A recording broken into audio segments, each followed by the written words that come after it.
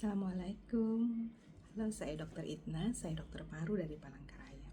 Ada pertanyaan, sudah berobat TBC dok, sudah selesai, atau saya sudah diobatin TBC dok, kenapa saya masih batuk dan masih sesak?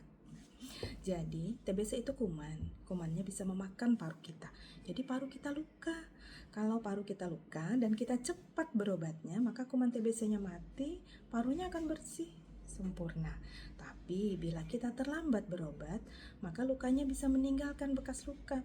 Bekas luka atau jaringan parut di dalam paru memang tidak bisa hilang, dan itu masih bisa menimbulkan keluhan batuk, bahkan masih menimbulkan sesak, dan bahkan bisa kadang-kadang bisa menimbulkan batuk darah walaupun kuman TBC-nya sudah mati. Salam.